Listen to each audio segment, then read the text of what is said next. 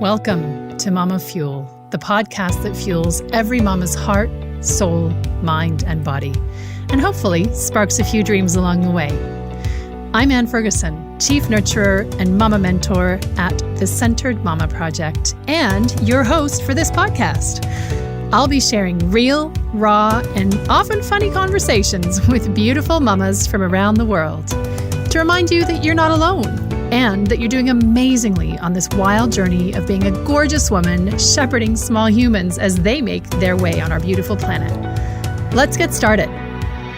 Hello and welcome to this episode of MamaFuel, the podcast. I am always thrilled to introduce my guests to you, but today's guest has a special little dwelling in my heart, and I'm really, really happy to introduce you to Judy Okten.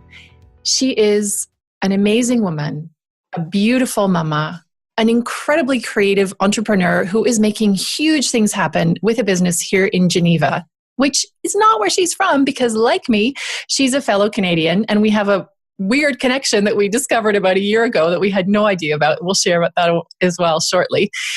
And she and her family have been going through some massive stuff in the last couple of years, and her optimism and positivity and warmth continues to blow my mind and my heart wide open. So I cannot wait for you to meet Judy, and I'm so thrilled, Judy, that you are here with us. Thank you for joining us. Thank you so much. That was a really, really sweet intro. I'm very happy to be here. Oh, well, it's all true. Okay, so why don't we start, for everyone whose earbuds were in, by introducing you and your life and how it is right now. Okay, well, so I'm Canadian, like you. We moved here about 10 years ago from Canada to Geneva. I worked at P&G for 10 years, and then recently I quit to start my own business. So I have my own business. I have two beautiful children, and my husband also works full-time at UBS. I'm sitting here in my office, hoping that we won't get interrupted too much. And yeah, just things are full on. Things are full on. We'll get into, I guess, all the pieces later, but it's a pretty full on job. Yeah, which you manage with style and grace and good mood, and still find time for yourself. And that's one of the things that has, among many, really marked me and impressed me with how you've been moving through all of the different things that life's been throwing at you recently, that you are constantly making time for yourself. I know you're going running, you're making sure that Nick has time, your husband, you're making sure that you have time. So let's maybe dive into what has been going on in your family, because you have made a huge transition from, and it's funny, we came to Geneva at about the same time, but we only met just over a year ago, 2 years ago. Yeah. But have had kind of parallel streams to a point in that you've been here for 10 years, and you went from like big corporate brand work and massive marketing and BIG jobs to deciding, actually, I'm going to switch this and do something that's healthy for me and healthy for my family and makes us all happier and healthier. And oh my goodness, what an amazing resource that has been for you. Can you talk a little bit about those transitions from corporate being to suddenly, well, not suddenly, but mama of two, and then deciding that you wanted to transition into creating your own business that you had never done before, and in an industry that you didn't know anything about? Really? I didn't know. Yeah, well, I kind of think of it as, I feel like I didn't have much of a choice. It kind of took me. It wasn't really, I didn't feel that it was a choice. What happened was, so I was working, and, after I had my first child, like all new moms, I really suffered from a lack of energy. I felt it every day when I came home from work. I just had nothing left. I had nothing left for my kids. I had nothing left for my husband, and really nothing left for myself. So I started to do research about what I could do to get my energy levels up. And I stumbled upon actually this book by Kimberly Snyder, The Beauty Detox Solution. And that was the first of many. And I realized that the one major thing I realized is the power of food to kind of heal your body. And I started blending green smoothies. Okay. And they were green because leafy greens are kind of this super nutrient dense veggie that you don't need enough of. So I started blending them every day with different fruits and some healthy fats. And I noticed a huge transformation overall in my level of energy, in my mood, in my skin. I lost the baby weight that I was carrying. I started to be much more mentally sharp. And I realized that, my goodness, like this is all just because of one little change I made. You know, I didn't change anything else in my diet, but it started to have a positive impact on the rest of my life. Like because I had more energy, I decided to go to the gym more. I decided to run more. You know, I found myself much more focused and alert at work. I had much more to give when I came home to my family. So it was like the keystone change for me. It was the one change that created other positive changes in my life. And I became so passionate about this. I continue to learn about it, continue to read books.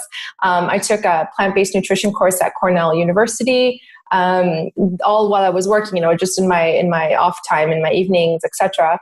I decided, once I had my second child, Lily, I decided to take because she was an amazing sleeper. So I was so lucky to have time on my hands. And one child was in school, the other child was sleeping like all day long. So I was like, okay, so I have some time. What am I going to do? And I decided to enroll in a professional chef's course to learn how to cook plant-based food. Because it's one thing to know you want to incorporate as many plants as possible into your diet. It's another thing to know what to eat, you know, how to create your plate. You know, we were a really strong meat-eating family for a very long time, dairy, all of it.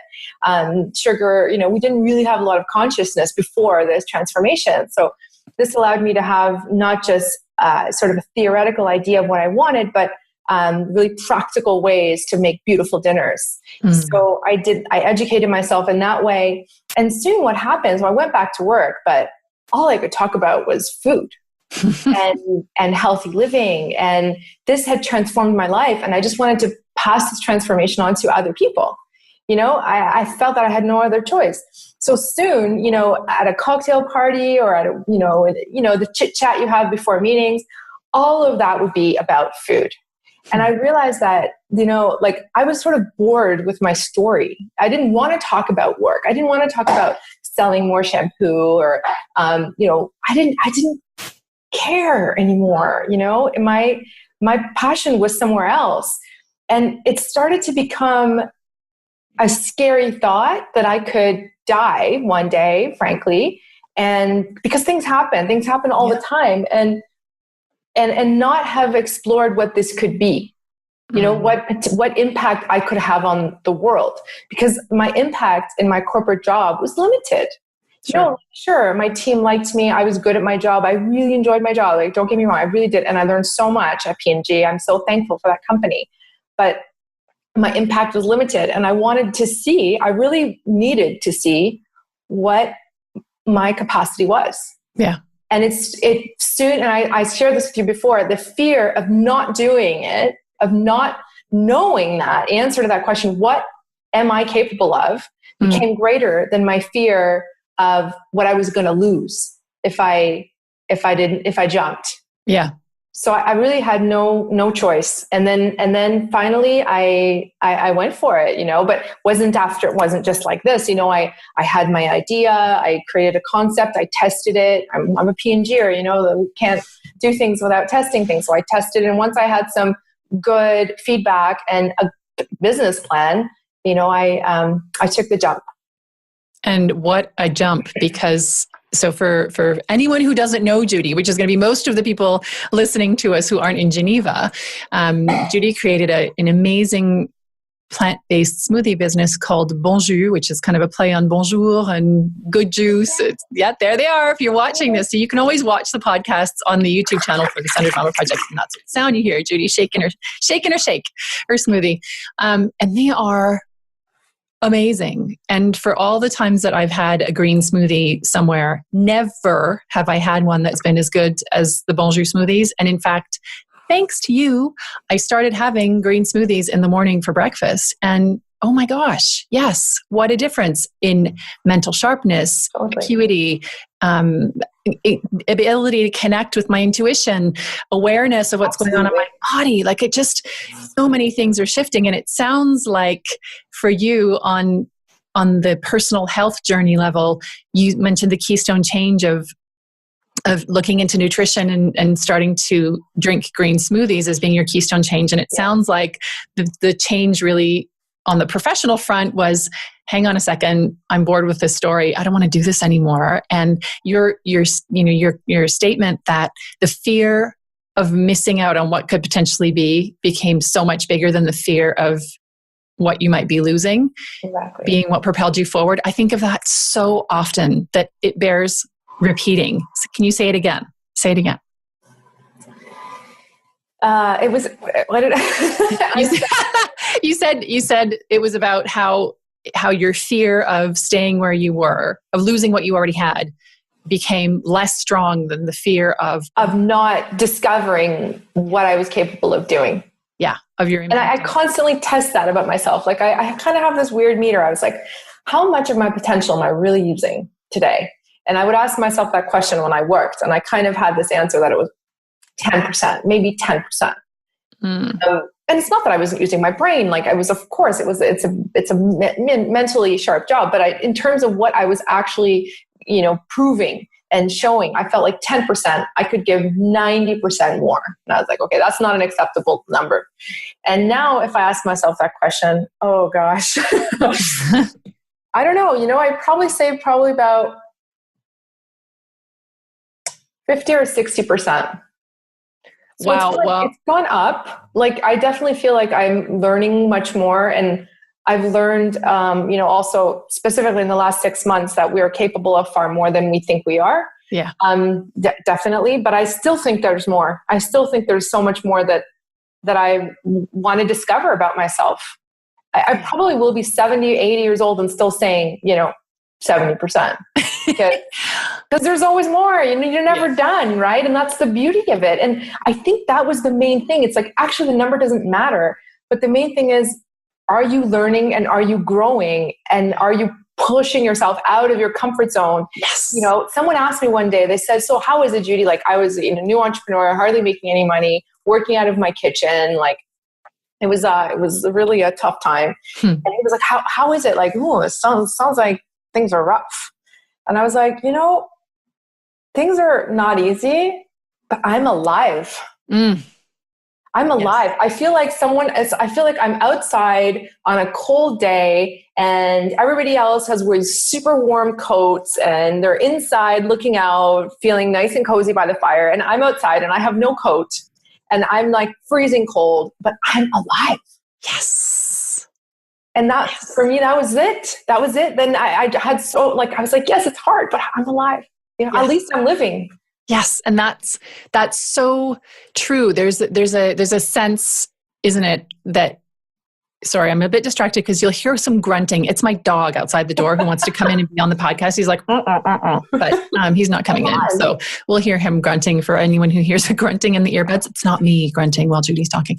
But that sense, and I share that with you, that along this entrepreneurial journey of figuring out what the Centered Mama Project was going to be, which is what my business is, and how I was going to help support moms to change the way that we treat ourselves. And that's what you did, right? You changed the way that you were treating yourself through nutrition first, which was then the step that made you feel so much better that you could go to the gym more. And you changed the way that you treated yourself relative to sleep. And you changed the way that you were treating yourself relative to the environment you were in. So you decided to give yourself challenges. And that, I may have mentioned this before, but I have this elastic on my desk that one of my coaches said to me. She said, being in this on this entrepreneurial journey, and I would say motherhood and just life, if you're actually taking yourself outside of the run of the mill, like day in, day out kind of grind, is like this elastic, right? And you stretch outside the comfort zone. For anyone who's not watching, I actually physically have an elastic in my hands. You stretch outside your comfort zones, and the more you stretch the elastic, the weaker it gets, so that your comfort zone becomes bigger and bigger and bigger and bigger. And there is that sense that you and I share of it's like your brain is fizzing and your body is fizzing. Like there's so much more energy and capacity and creativity and ideas and time and oh my gosh, like this has all been available all the time. And what was I doing? Exactly. Yeah. And it doesn't mean that we weren't living good lives and having fun and having good relationships. But I mean, the way that people talk about vibe, but the vibrancy, the vibration at which you show up when you're filling yourself full of chemicals, or in your case, you managed to eliminate animal products. I wish I could do that, but my digestive system is just not able to deal with all the plant-based stuff. So that's not, unfortunately, an option for me. But we've gone way back on all of that, and it does, like, it makes such a difference to you, to what you've been capable of it all along. It's just what you're putting in the tank and what you're getting out is completely different, right? Exactly. Yeah, exactly. It's a question of your beliefs. I was listening to a podcast this morning with JJ Virgin, who I really like. She's one of my heroes. And she recommended putting an elastic on your wrist. And every time you have a limiting thought, you just snap it. Yeah. And you say cancel. Yeah. Interesting way to program your mind. And I thought I might start doing that anytime I had and it happens, anytime you want to launch into something new. I mean, it happened before I launched the business. It happened when I was in a pivot moment in the business. And right now we are in a massive pivot moment in the business. The business is going to look completely different in a month. And there's new limiting beliefs. There's new, you can't, there's no chance you can do this. You have no training and no training in food production. Like, this is, you're trying to be an expert in things that are way above you or way different than what you've trained for. They're new stories, and so every time you just have to be like, yeah, and I'll still figure it out. Because what's interesting, when I think back about things that I was afraid of doing, like, they were really dumb things. Like, for example, I said, well, I could never, deliver. Like, I don't like driving. Isn't it weird about me? Like, I do so many things, but I don't like to drive, especially a big car in a small city and park it. Everyone has their own little dumb thing. And I had that. And you know what? Now I've done so many deliveries, I could care less. And I'm an amazing parker and whatever. And I was like, I look back and I'm like, okay, like, it's never going to be my favorite job. I can do it. So anything that I thought I couldn't do, I've shown myself that I can. Oh, yeah. And I may not be the best at it, but I can do it. And there's no reason to hold myself back because of these little incy little beliefs. Now, there's other things that I thought would be easy that were really hard. That I'm like, oh, maybe I should have launched into that quite so quickly. Yeah. But it just goes to show, like, your fears they actually have no predictor on your success. Yeah. At all. Like, you might be totally fearful about the wrong thing and not fearful enough about the right thing. And at the end of the day, it doesn't make a difference. Well, it doesn't unless you believe it. Right. And that's the thing, right? It's about, and this is true in every single aspect of life. So I have an undercurrent, and I've kind of only accepted this about myself. I have an undercurrent of anxiety that has been present my entire life. And I've had people say to me, oh, you're just really sensitive. Like, that was a bad thing. It's not. It's an amazing gift. I am very sensitive. They have said to me, the people have said things like, you shouldn't worry so much, or just go do it. And you know what? When you have anxiety, actual anxiety, not just a worry once in a while, it can be crippling, and it tells you all kinds of stories, right? So anxiety in your regular, everyday, comfortable life inside the boundaries of this unstretched elastic is one thing. Anxiety when you are just breaking down the walls and saying, yeah, you know what? I'm really scared, and I'm not going to believe those stories, because what if they're like, what if they're true? What if they're true? And yeah, but what if they're not? And that applies as much to, I had a situation this weekend where I left one of my girls at a birthday party. So this is like everyday stuff, right? Left her at a birthday party in a public place where this party was organized, but there were lots of other people around, right? And I left her there. And as I was leaving, there were these two people sitting in a place that could look directly into this venue that my kids were in, my one daughter was in. And there was something, and I had this like feeling, and I paused and I looked at these people and I thought, okay, questions like, is what I'm suddenly fearing true? Is the story I made, because I made up a story in 2 seconds flat. And Glennon Doyle, who I adore reading, posted a she posted a really funny drawing yesterday by an amazing artist who does a lot of cartoons around anxiety and depression. And her cartoon was anxiety. It was something like Anxiety Girl. You can find it in my Instagram feed, but Anxiety Girl able to leap to the worst conclusions in a single bound.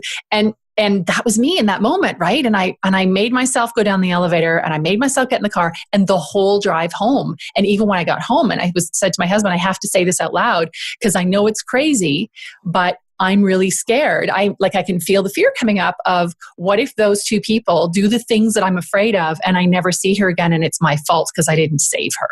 And that's anxiety stuff that comes up every day. When I drop them at school, sometimes the anxiety stuff comes up. So when you take the whatever your comfort zone is, whether you live with anxiety or not, whatever your emotional, psychological, historical, genetic makeup is, because that's where mine comes from, lots of it. It's when you're in this space of like growing into something new and trying something different, and I don't have the qualifications. It's stretchy and it's uncomfortable and it's scary, but my goddess, if somebody can do things that she doesn't think she can do, it's you. You're amazing. So are you.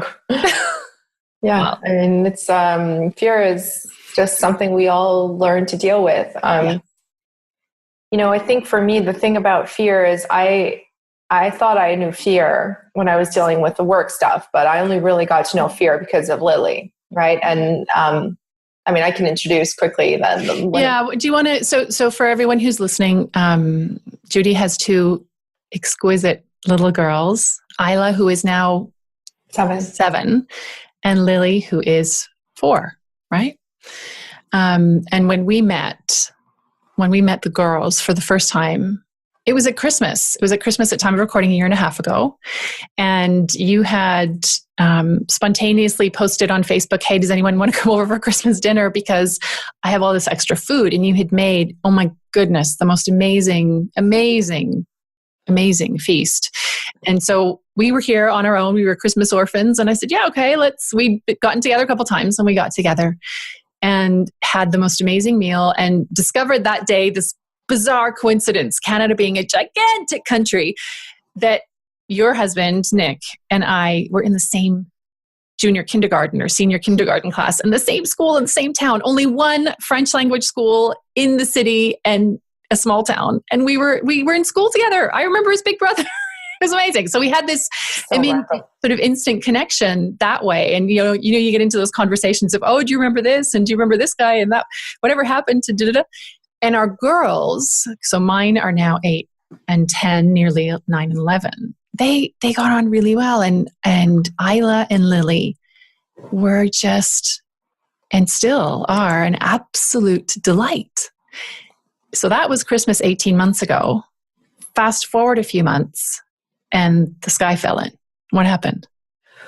Right. So in June 2017, end of June, Lily was, we didn't actually, we noticed there was a little bit of spotting in her underwear. So we took her to the hospital, and a couple days later, she saw an expert, and they noticed that there was a mass actually protruding from her vagina. And they did a biopsy on it, and they told us they were not worried, and they thought it was just a polyp or something. And then 2 days later, they broke the news that actually she had a really rare and aggressive cancer called rhabdomyosarcoma. They thought at the time that it was vaginal, but it actually ended up being in the uterus, the cervix and uterus. So we found that out later. So starting from like June of last year till now, we've basically been in quite a journey. Mm-hmm. I can't quite say it was a nightmare because, to be honest, there's been a lot of really fantastic moments in there, mm-hmm. really amazing, joyful, fantastic moments that have changed us. Like, we're totally different people now, actually, than we were almost a year ago, in a good way. Most of us, mostly, I would say, for sure we have war wounds.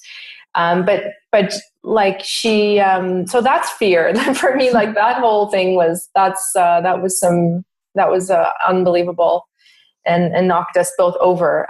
But But then you have to find the strength to get up again and learn to live with fear. Like, there's one thing about, anytime you're in a race or something, like there's a finish line to the race. When you push yourself and you're like, okay, like you set a goal, you reach the goal and you move on.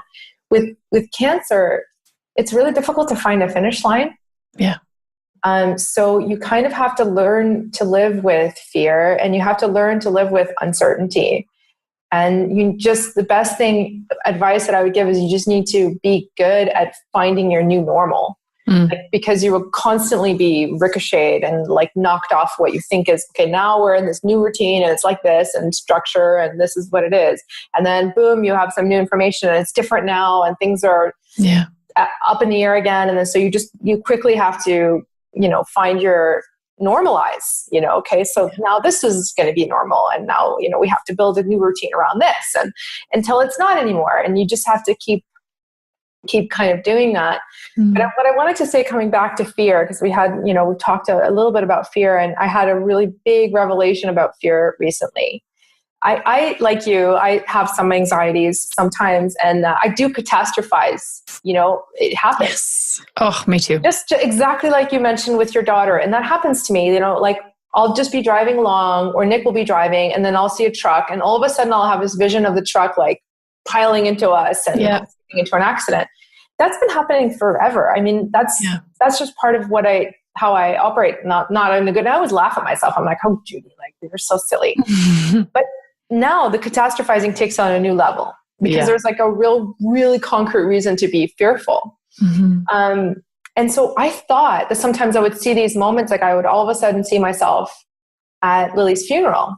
Like I would, I'd be looking at her and be so proud of her. And all of a sudden I would literally see her in a coffin, and I would see people around us crying, and it would just ricochet me like completely. Like I could remember walking in the street and having these thoughts and just like having to steady myself against the wall, like, and breathe and be like, it's going to be okay. It's going to be okay. And I thought for some reason that I had developed some clairvoyant, capacity, and I could see the future. I thought I was seeing the future all the time. And it didn't occur to me until much later that no, you don't all of a sudden have a crystal ball. You're not all of a sudden able to see the future. You never actually were. And what you've been doing is the same habit you've been doing forever. It's catastrophizing. And now you're just making it real instead of laughing at yourself. So I had to sort of be like, okay, right. So this is all me talking to myself. Of course. Yeah. All kinds of conversations. Okay. Well, you got a point. So now what do we do? And I realized I had to, every time I had that thought, that fear thought with this like negative image. And by the way, it's so normal because you're surrounded by hospitals and doctors and, possibilities of survival and all kinds of crap. Yeah. That you just have to be like, okay, I see that. And I'm also seeing an image of her graduating from university. This is the thing now. I just go to that, and it's like, she has beautiful long hair. She's a tall girl. She has light, gorgeous, soft hair. And she's glowing and she's smiling and she's surrounded by her friends, which, as you know, she's super social, Lily. Yes. I mean, she's got this amazing energy, pulls people to her. Yeah. So she's got all her friends around her and they're all loving her. And it's good. And that's just what I see. And then when I see that, it just fills me with hope. Yeah. And it reminds me of Elizabeth Gilbert's book, Big Magic, where she talks about, I don't know if you've read it, but she talks about fear and that perfectionism is just fear in high heels. So you're scared of stuff and therefore it makes you be a perfectionist because if it's all perfect, then it'll be okay and people will like it and like you.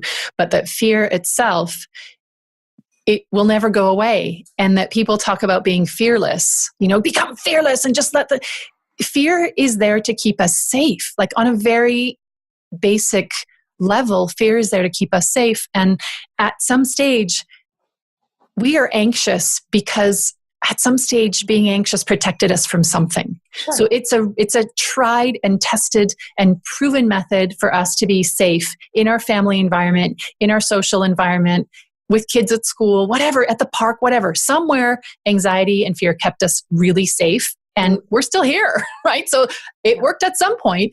And it's about, she talks about how the difference between what making things work and not making them work, or being able to live with it and not living with it, is that you don't let the fear drive the car. You don't expel the fear from the car, but fear can only sit in the back seat.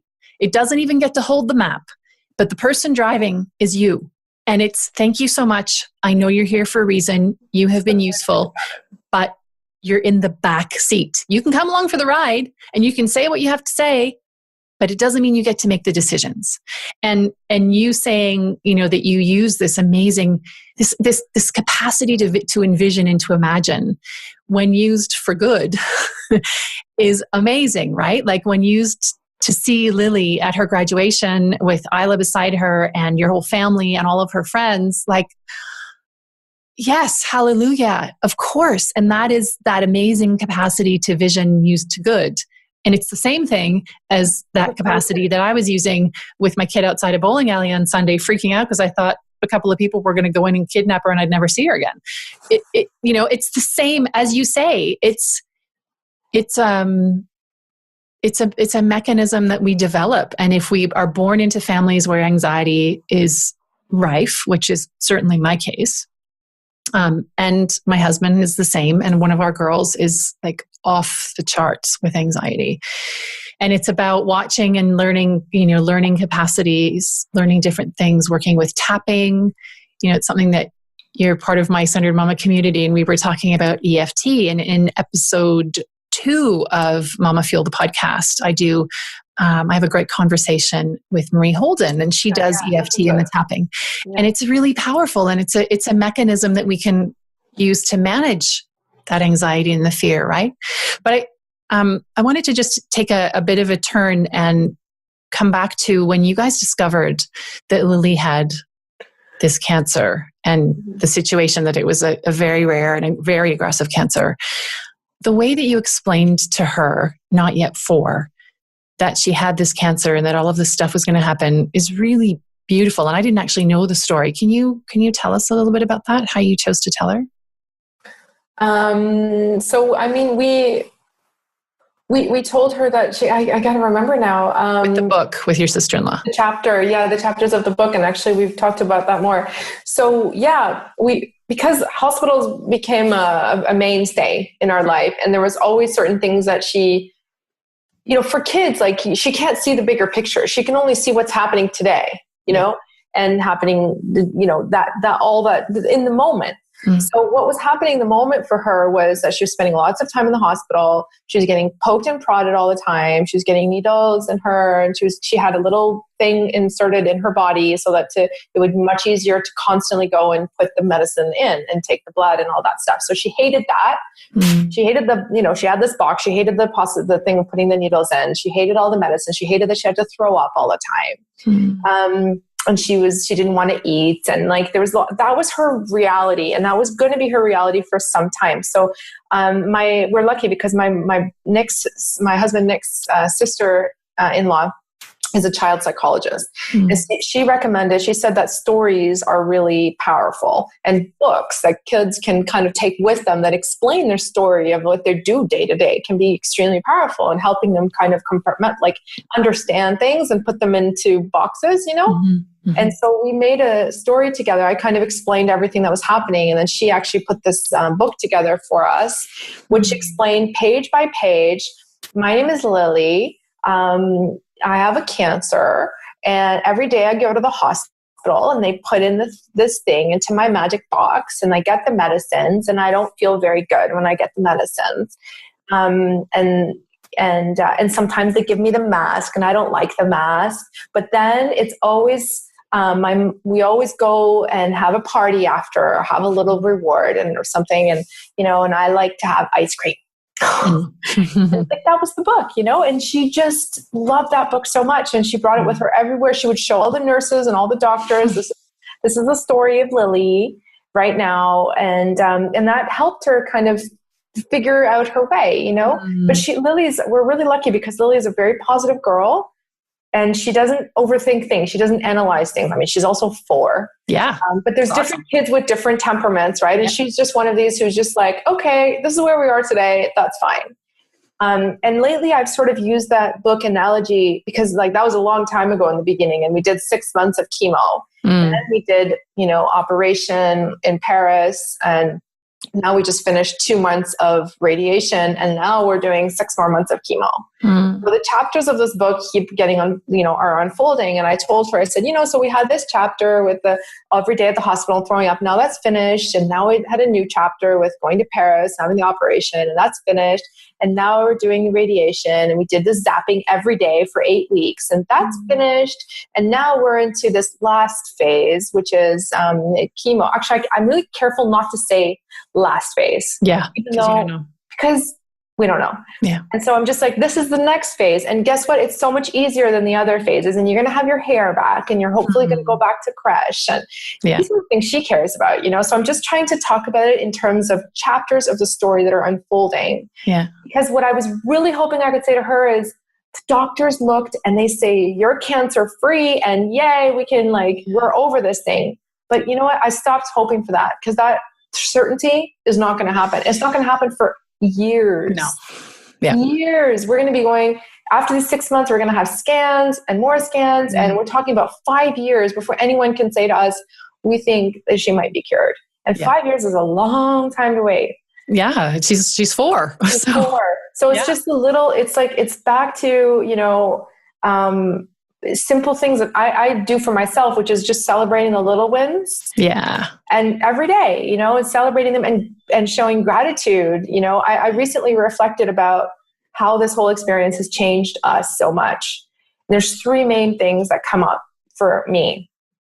One is gratitude.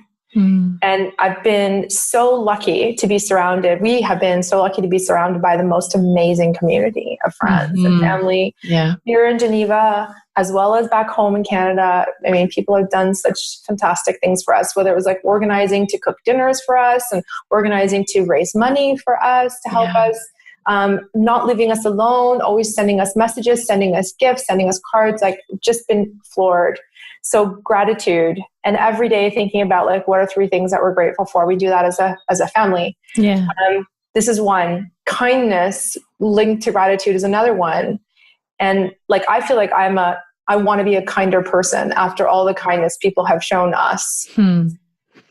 Literally, it's made me a different person, more compassionate, more open, more vulnerable. And, kindness is free. We can show kindness every day, but we have to cultivate that, and we want to practice that. So we've been talking about with Nick, how can we cultivate that practice and make our kids be a part of that?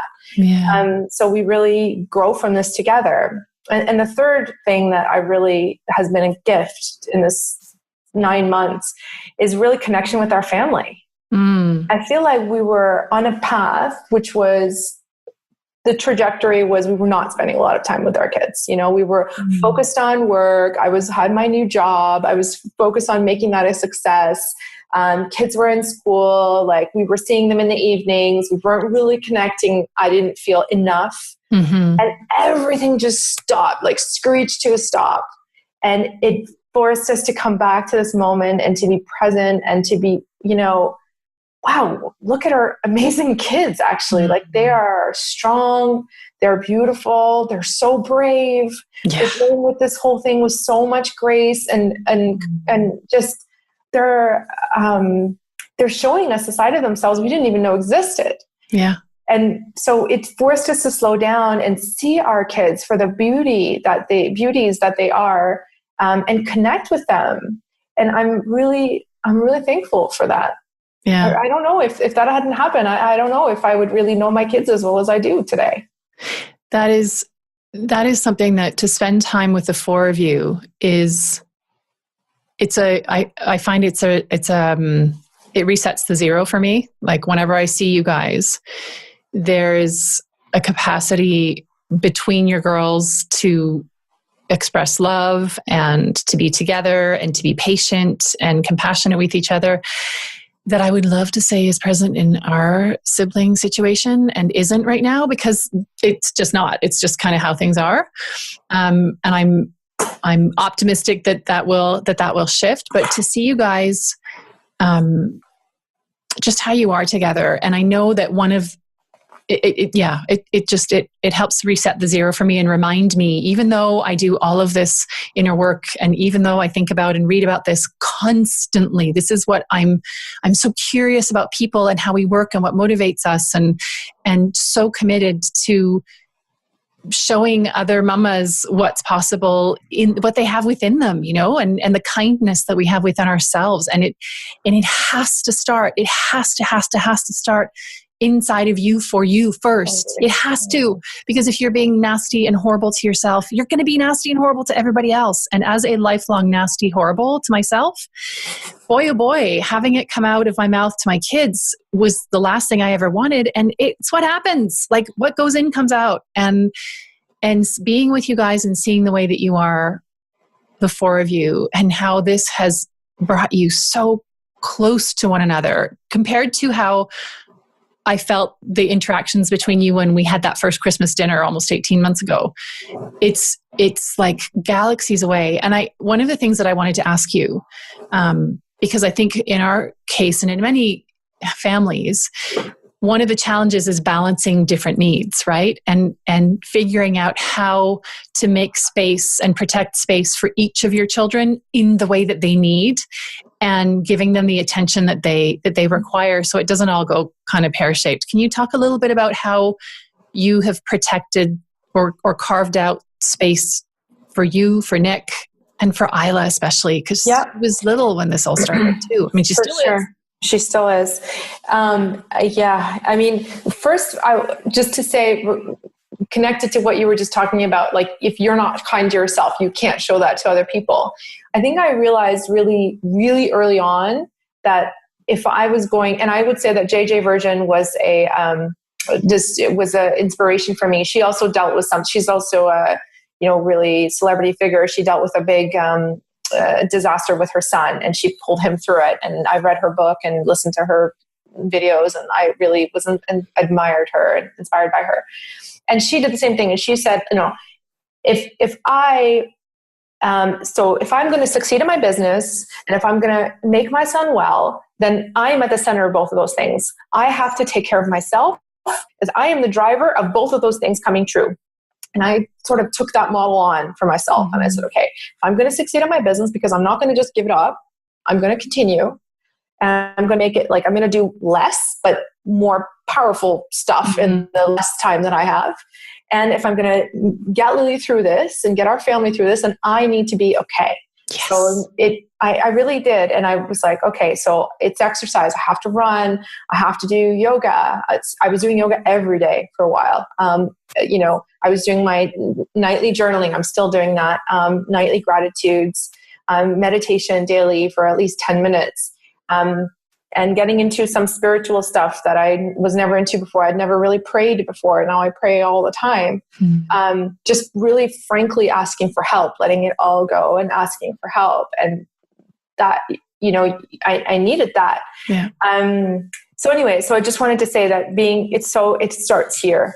Yeah. Because if that's not happening, then you're sick, you're tired, you're not able to pull. You need to be the mom to pull this whole thing together. Yeah.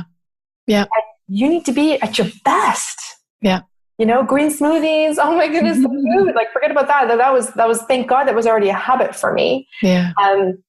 Is the food. So that I didn't have to think too much about that. That was already natural. The juices were getting made, my food, I had my habits, I had my prep, it was all happening. So I was able to nourish myself in the way that I needed. I can't remember if I answered your question. Oh yeah. I was asking about Isla. I make space for Isla.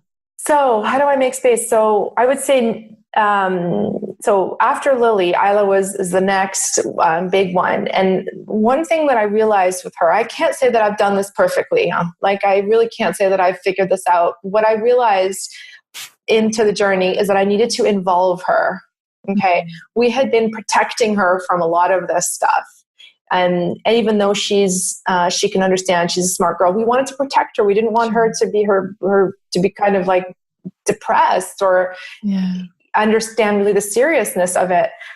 So we just said, okay, the most important thing for her is keep her in school, keep her normal routine, get her out with her friends, like keep her, away from this whole thing. But then I realized how wrong that was. She felt isolated. She felt alone. She didn't feel like she was a part of the family anymore. She was so jealous and kind of heartbroken. And I didn't realize any of that until I brought her in, really. And I took her for a week with us out to Villigan for Lily's proton treatment. She was with me for all the hospital visits, one hospital after the other. We were putting Lily down, all this stuff. She was right beside me. She held my hand.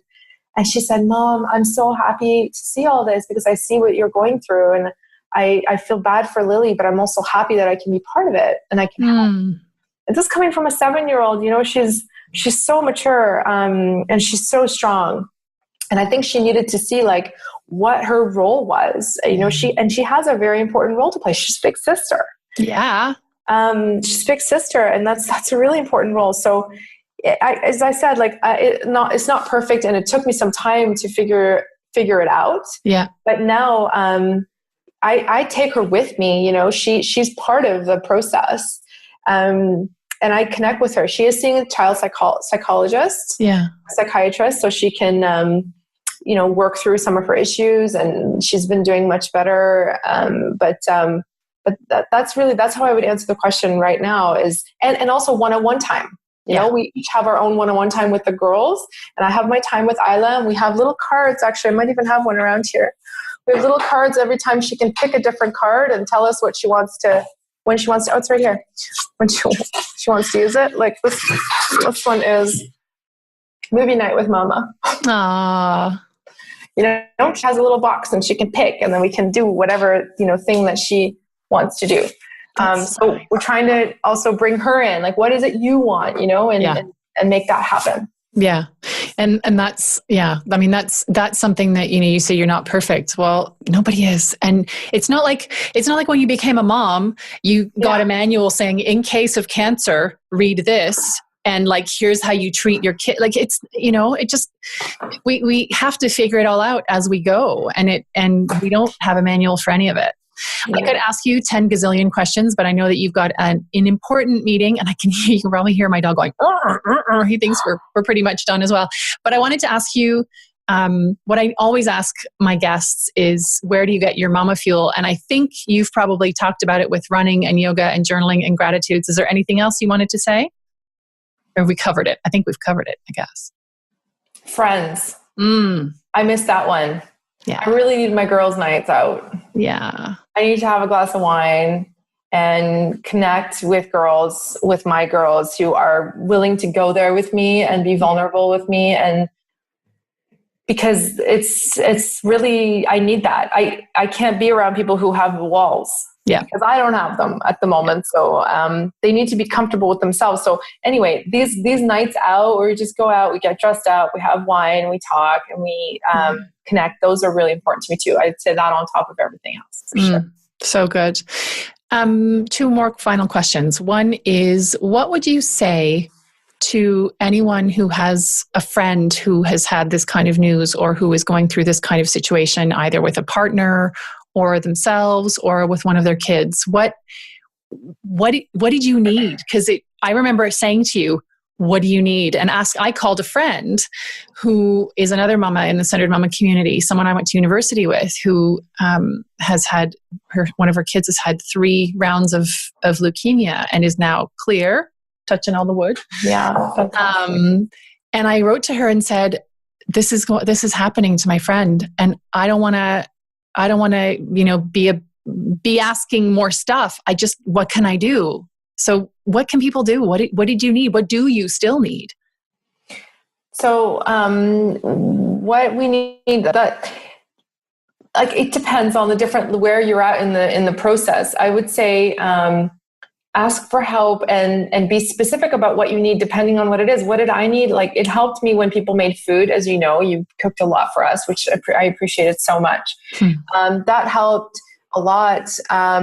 Just text messages asking how you're doing, trying to make dates to go out, childcare is a big one. Like just, hey, what are you doing with Isla? Let us take her out for a while.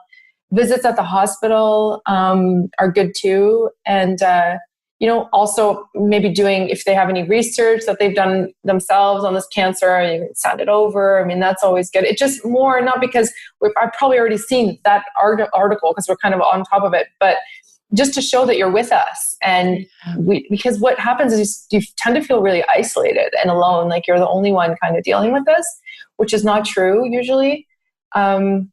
So yeah, I would say and then it's funds. Like for us, like we had a lot of expenses that were not covered by insurance with all the travel, and there was lots that was not covered, including getting all these second, third, fourth, fifth, sixth opinions. It was a really complicated case with Lily. So it really helped that some friends organized to raise money for us in Canada. That was really helpful because they were really like, what can we do all the way from here?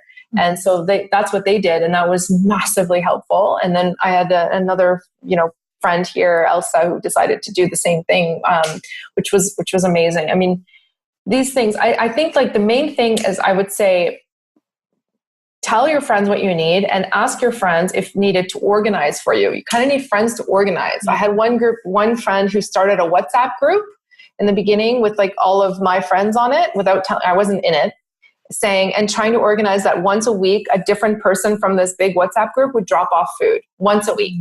And they would just organize themselves. So every Friday I would come home and there would be like dinner there. And it was amazing. And I didn't know, and they had this WhatsApp group and they would say, oh yeah, I think Judy's going through this right now. Can someone do this? And then like, that was just amazing. So I didn't ask for it though. So it's really hard for me it's really difficult to ask for what you specifically need, but you do need friends to just get in there and look at your life from your perspective and think, what would they need? Yeah. And then just do it. And not ask, right? Because I think you are making so many decisions. I talk often about decision fatigue. I can't even imagine, because you're making decisions. You're getting a crash PhD in oncology and molecular biology and chemistry and all the other things. And you have to make decisions. Like at the end of the day, the doctors will guide you, and then they and you together make decisions. And you were talking to people in Canada, you were talking to people in the US, you were talking to people in Paris and Geneva, and and you guys really, you had all of these massive decisions to make. And having someone else, that's something that I was really conscious of, was not going to be like, how can I help you? Because oh my God, like, don't make me tell you how to help you, is how I was feeling. Like just, it's good as a friend to ask. You can ask, but at the same time, it almost wasn't asking. It was like, I'm coming over on Friday and I'm bringing you this food. Yeah, exactly. Yeah. So I would pick one friend and kind of tell them everything and then ask them to organize for you. Yeah. Yeah. Judy, one of the things that I have come to appreciate massively about you is your openness and your vulnerability and your generosity. Early, when we connected through a friend around business and entrepreneurship, and subsequently as we've gotten to know each other on levels I would never have expected, and we talk about spirituality, and we talk about an energy work, and we talk about healing, we talk about all kinds of things. And I'm really grateful to you for taking the time and making the space to have this conversation, because I know that there is a mama out there whose earbuds we're slipping into, who is in the same situation, or who may at some point be in this situation and come back and listen to your words. And yeah, I knew that this would be an important conversation, and I'm kind of fighting back tears, but I'm just really grateful. So thank you for coming and for being so open and for sharing and for bringing all of your amazing energy. Thank you so much. And you know what, like if there is another mom out there who's just had this terrible diagnosis or who's dealing with this, I don't know if I was clear enough, but really one thing is just never lose hope. Never lose hope. I've met a lot of moms in the process who have been dealing with this a long time, and they haven't had some good news. They haven't had a lot of good news at all. And it's heartbreaking, and it's such a tough job. And I really respect you and admire you, and I'm with you. Please don't give up hope, and always know your power. Don't let the doctors take that away from you.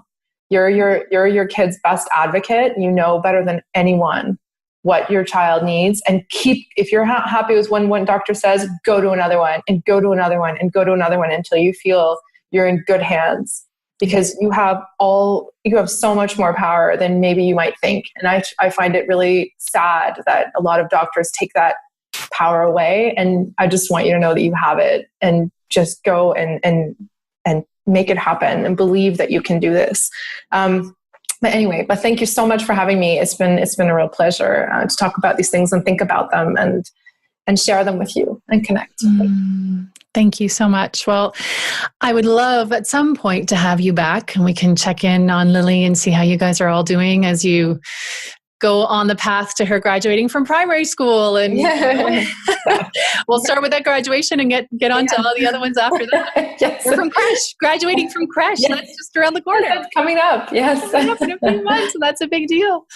But I wish you a gorgeous day, and I thank you so much for joining me and for sharing your beautiful heart and your beautiful experience. I love you.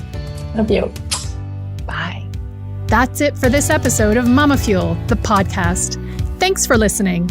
There's a lot more conversation, sharing, and real mama talk happening in our private Facebook group. To join in, go to www.thecenteredmamaproject.com/Facebook and be sure to say hello when you get there. Can't wait to see you. If you like this episode, or if you know a mama who could use a little mama fuel, I'd love you to share this episode and to rate and leave a review. Every comment helps, and it's always a delight to hear from you. Thanks, and bye for now.